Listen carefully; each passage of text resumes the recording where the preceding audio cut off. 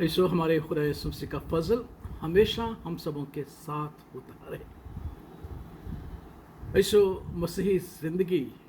کا مفہوم یہی ہے کہ ہم دکھ کے لیے مسیحی ہوتے ہیں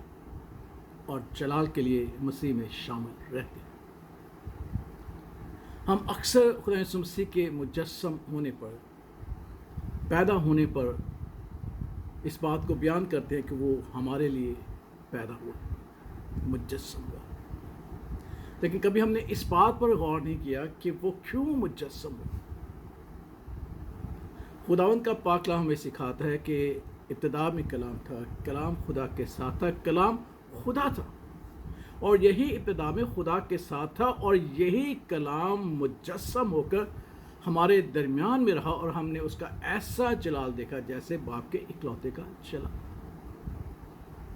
مقدس پالوس رسول اس بیان کو یوں بیان کرتا ہے کہ اگرچہ وہ خدا کے برابر تھا، مگر اس نے خدا کے برابر ہونے کی چیز کو اپنے قبضہ میں نہ رکھا،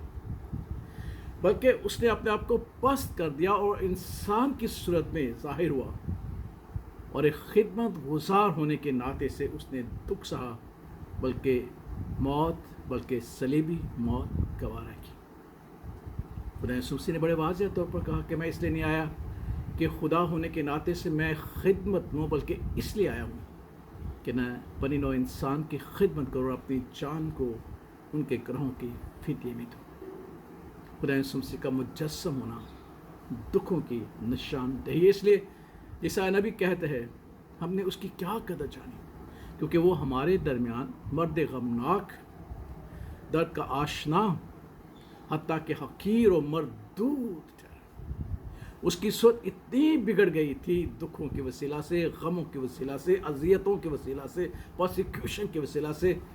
کہ ہم اس پر نظر نہیں کرتے تھے، اور ہم میں سے کسی نے یہ نہ سمجھا کہ وہ زندوں کی زمین سے کاٹ ڈالا گیا۔ تو خدا یسوع مسیح کا مجسم ہونا دکھوں کی نشاندہی ہے۔ اسی طریقے سے جب ہم مسیح میں بپتسمہ کے وسیلہ سے پیدا ہوتے ہیں تو ہماری پیدائش ہی کے وسیلہ سے ہم دکھوں کے لیے یسوع مسیح میں دوبارہ جنم لیتے ہیں، مجسم ہوتے ہیں، تاکہ ہم دکھوں کو برداشت کریں۔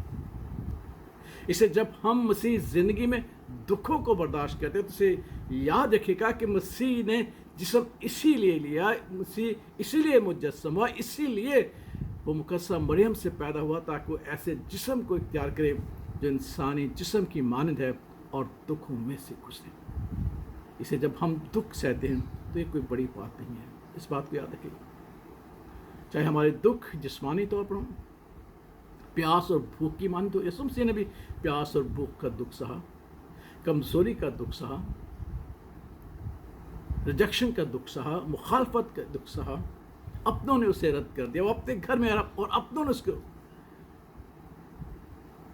تاکہ ان دکھوں کے بعد وہ اس جلال کو حاصل کرے جو خدا باپ نے۔ اسی لیے اے میرے مسیحی بھائیوں، بہنوں، بچوں،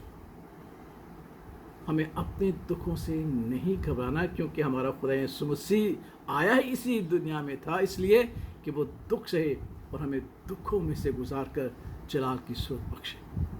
تو مسیح کا مجسم ہونا دکھوں کے حوالے سے تھا، ہمارا مسیح ہونا اور مسیح بپتسمے کے وسیلہ سے خدا یسوع مسیح کے بدن میں شامل ہونا کا سبب یہ ہے کہ ہم بھی دکھوں میں سے گزریں اور جلال کی حالت میں داخل ہوں۔ جب ہمارا خدا یسوع مسیح کہا کہ جب انہوں نے مجھے دکھ دیے وہ تمہیں بھی دکھ دیں گے، جب میں نے جسمانی طور پر دکھ سہا تو تم بھی جسمانی طور پر دکھ سہو گے۔ اسے یاد رکھے گا کہ جب ہم دکھ سہیں تو اپنے مسیح یسوع کے مجسم ہونے پر غور کرنا اور پھر خوشی منانا